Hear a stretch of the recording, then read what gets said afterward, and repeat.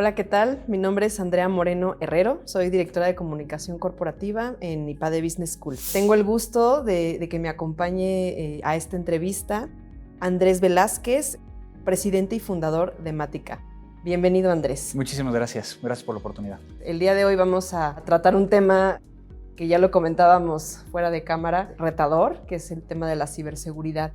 Pero antes de entrar en materia, me gustaría que nos cuentes un poco de ti. Tienes 25 años en el sector, en la industria, y platicábamos que comenzaste pues, al pie del cañón, ¿no? En una parte muy reactiva, y el día de hoy pues eres el líder de opinión, consejero en diversas empresas, y tu tema es codo a codo con los CEOs para hablar de estrategia. Cuéntanos un poquito de cómo fue tu experiencia a lo largo de estos 25 años. Tratando de hacerlo lo más sintetizado posible, yo empecé siendo quizá uno de los primeros oficiales de seguridad de la información por ahí de 1998-99, alrededor de una empresa muy grande en ese momento que había traído el Internet privado a México. Siempre hubo algo de tecnología y particularmente los primeros accesos a Internet.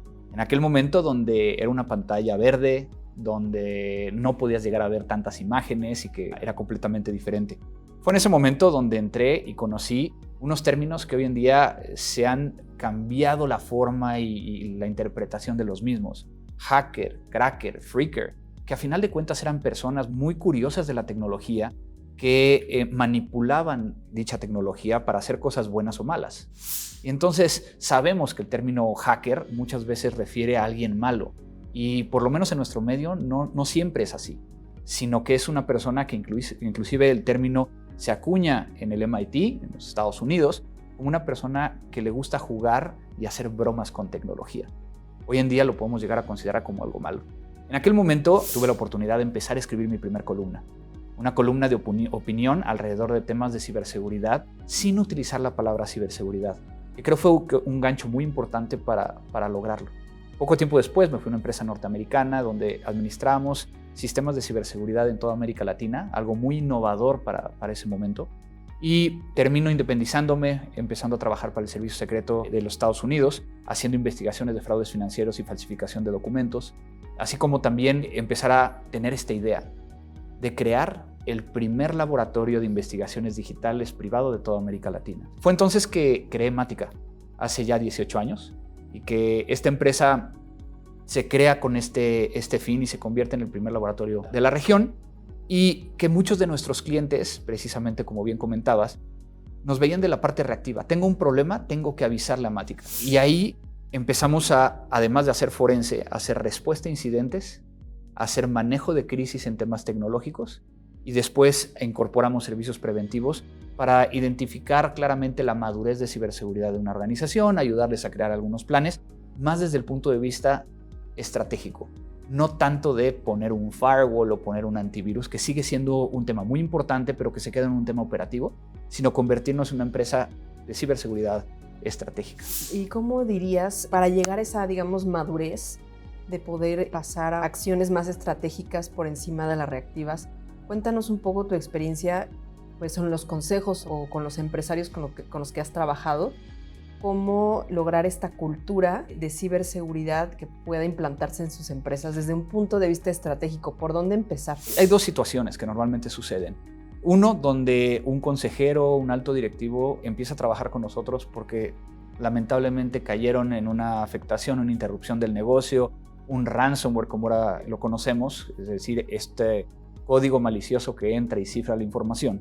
Y entonces se convierte en un tema reactivo. Es decir, ya me pasó, entonces ahora te quiero aquí para cambiar completamente la estrategia. Y la otra es que yo aplaudo y celebro.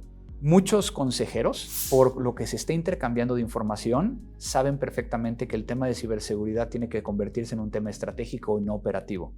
El problema es no entender cómo subir la parte de ciberseguridad cuando existe un gap muy interesante. La gente técnica, la gente que nos dedicamos a ciberseguridad, nos cuesta mucho trabajo el hablar de negocio.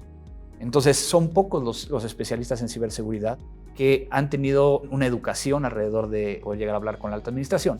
Y por el otro lado tenemos a los consejeros, a los directores, que saben perfectamente cómo administrar riesgos, pero no saben cómo hacer las preguntas correctas para identificar el nivel de riesgo que tienen desde un punto de vista de ciberseguridad. Eso genera una tormenta muy interesante que a final de cuentas es sencilla resolverla, pero también depende de dos factores particulares. Uno, el hecho de que el consejero o el directivo tenga ese interés en aprender algo nuevo y que el equipo tecnológico tenga el interés también de presentar la información no técnica, sino más ejecutiva.